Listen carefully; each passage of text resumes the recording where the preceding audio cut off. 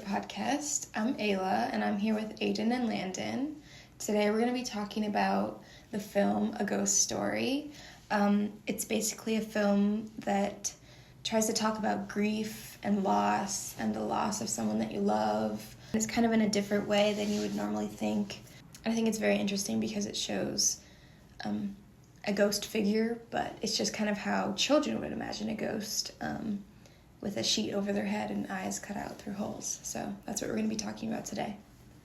My first question for you guys is from Emma Burke, and it's, what impact does the silence and lack of dialogue have on you as a viewer? Would this movie be less impactful without it?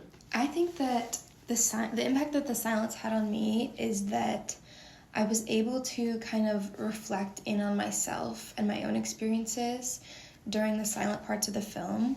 I think that that's what the film was trying to get at, is that grief is something that happens to everybody, and that it's such a personal experience that you kind of have to give something to the movie while you're watching it. And I think it was important to the film that there was such a lack of dialogue that it really made the viewers sit back and really kind of process the imagery and what was happening in the film.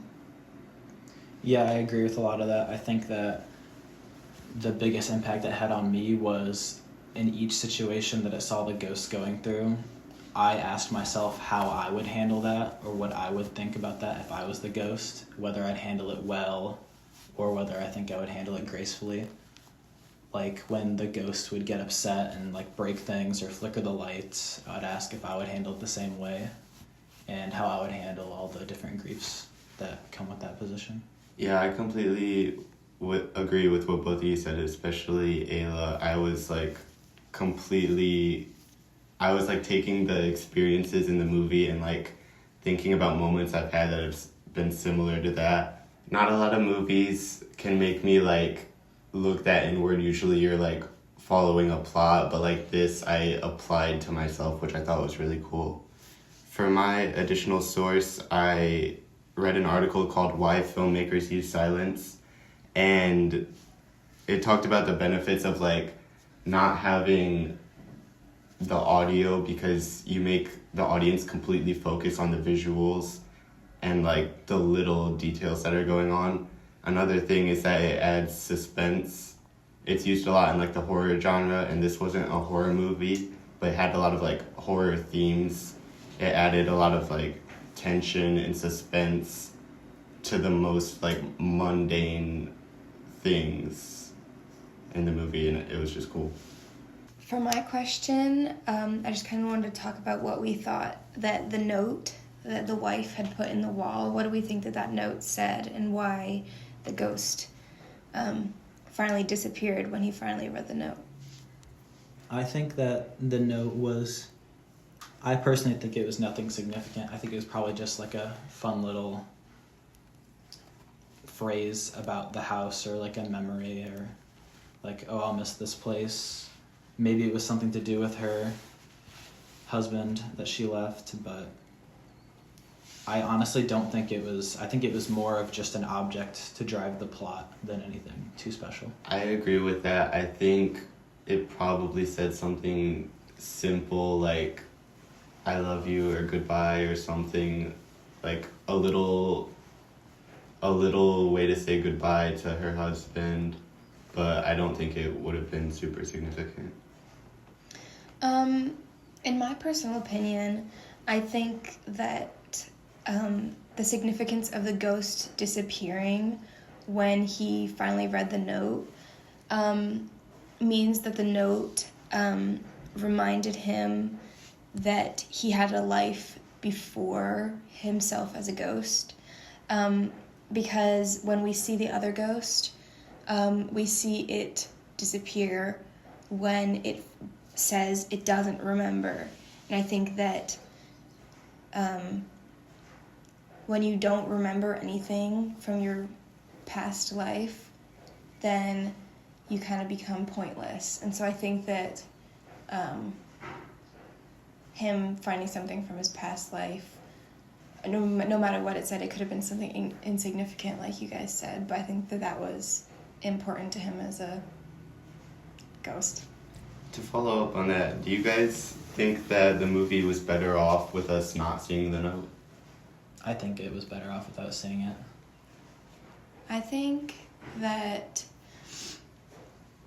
I mean, I know this is probably just like a human desire. Like, obviously, we wanted to see the note the whole time. That was kind of like, I mean, we could see him scratching and we were like, just scratch faster, man. Like, it's not, like, I think that was such like we desired to see the note so much that it was important that we didn't see it at the end, and that it was kind of just left up to us as like a mystery. Yeah, I agree with that, and it kind of relates to the idea that like we want closure, but we don't know what it is that's gonna make us feel better about the situation. I was kind of on a different line of thinking for that. I knew basically the whole film we weren't gonna see it. I knew it was like just a suspense thing when he was scratching at it. And I think it's better that we didn't see it. My question that I want to pose is from the stream. It's from me. It says, what does this film have to say about closure? What do you guys think? I think that the main thing that it's saying is that the world is infinite, and that there are an infinite amount of experiences that people go through, and closure doesn't come easily to anybody. I think that the whole passage of time thing that it was talking about, and how it showed where the house had been and where it was going, is that life just moves on. Whether or not you've come to terms with what has happened to you, life just continues to move on past you. And so I think in that sense, it's saying that closure, you may not feel like you have closure, but there's no time to just not have closure, you know? Like there's no time to, like, you have a certain amount in your life, and things don't stop just because someone that you love dies. Yeah, I agree. I mean, the whole premise is it's a ghost story, and the thing about ghosts is that they, like, have unfinished business, and that's why he couldn't, like, go fully into death. He stayed as a ghost. And I think the whole theme of this movie, like, it's pretty similar to the Tree of Life, where death is going to happen, and it's not going to be easily acceptable, but, like, it's just a thing that happens, and you might not ever get closure. Mm-hmm. I think that my personal take is that the ghosts are there until they have some sort of closure. And I relate to that a lot because I'm a big closure person. Like, when something happens to me, like good or bad, I always just like think about it and try and like put an end cap on the thought. And I think that once the ghost reads the note, that's him. Like, he was sitting there for so long wondering, and I think that he disappeared once he finally read the note, and that was his closure. Just like the other ghost realized that they were no longer waiting on anything in the other house, and once they thought about it and realized that they weren't waiting on anything, they disappeared. And I also have an additional source I want to talk about. It's an article on BetterHelp.com about social psychology and closure, and it says that after something happens, it's like people have an urgent tendency to fill in gaps and create biases and like secure their own story that they have about what something happened, like their side of the story, and to make sure there's no holes in it. And I think that the whole movie where he's like scratching at the wall the entire time, that's his drive to get that closure. For my additional source, I read an article called The Lost Art of Letter Writing by the Stanford Daily. And I just thought it kind of related to how the wife kind of left her mark on the house with that letter and her sealing it up in the wall. and how personal that was. Even if it was insignificant, it was a personal act.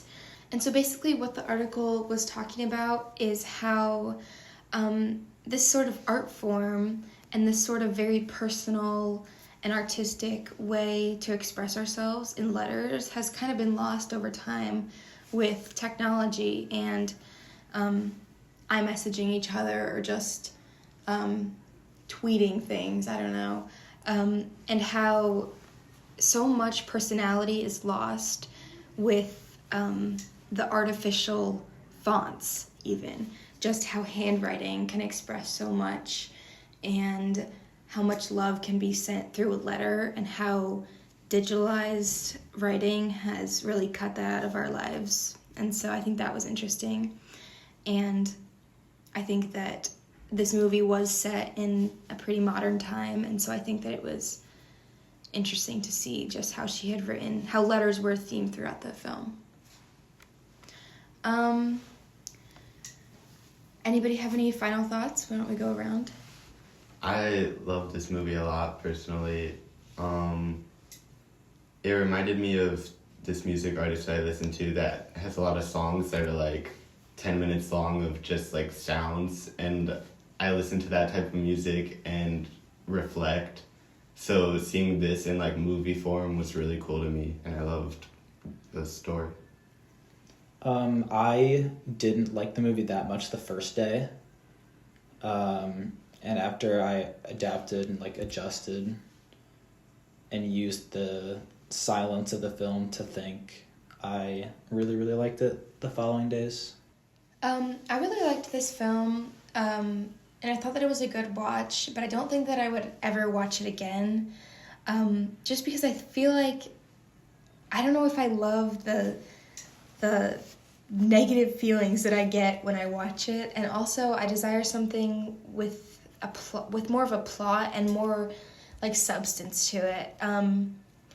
Thank you guys for listening, and we'll see you next time on the Elevator Podcast.